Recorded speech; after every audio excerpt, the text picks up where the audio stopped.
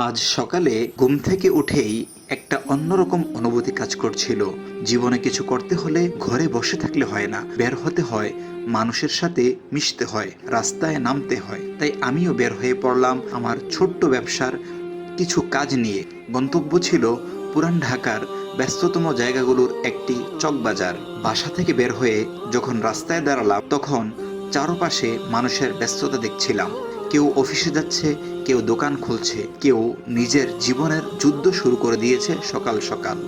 আমি একটা রিকশায় উঠলাম। রিকশাটা ধীরে ধীরে শহরের ব্যস্ত রাস্তা পার হচ্ছিল, আর আমি শুধু ভাবছিলাম জীবনটাও যেন একটা চলন্ত রিকশার মতো।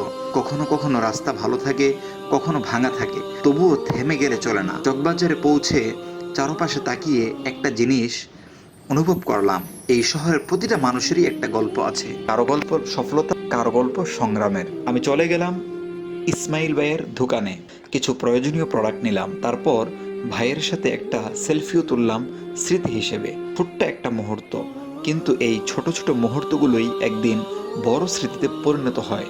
অনেকেই ভাবে ব্যবসা মানে শুধু টাকা ইনকাম করা, কিন্তু বাস্তবে ব্যবসা মানে সম্পর্ক তৈরি করা, বিশ্বাস অর্জন করা, মানুষের সাথে সুন্দর ব্যবহার করা। আজ আমি যখন ইসমাইল ভাইয়ের দোকানে বসেছিলাম তখন একটা জিনিস খুব বেশি উপলব্ধি করলাম। মানুষ যদি মানুষের পাশে থাকে তাহলে পথটা অনেক সহজ হয়ে যায়।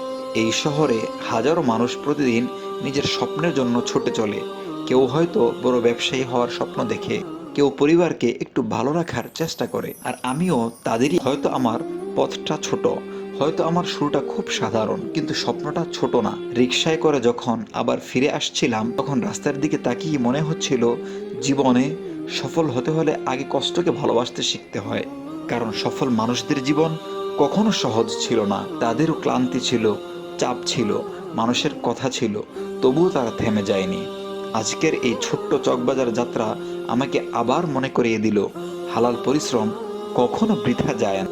আপনি আজ যেখানে আছেন সেখান থেকেই শুরু করুন। ছোট কাজকে ছোট মনে করবেন না, কারণ বড় স্বপ্নগুলো একদিন ছোট পদক্ষেপ থেকেই শুরু হয়েছিল।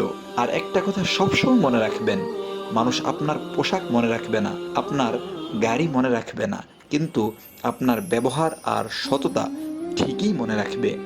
আমি জানি না ভবিষ্যতে কত দূর যেতে পারবো, কিন্তু একটা জিনিস নিশ্চিত, আমি সততার সাথে চেষ্টা করে যেতে চাই। দোয়া করবেন যেন সব সময় হালালভাবে কাজ করতে পারি, মানুষের বিশ্বাস ধরে রাখতে পারি, আর জীবনে এই ছোট ছোট গল্পগুলো একদিন বড় অনুপ্রেরণায় পরিণত হয়।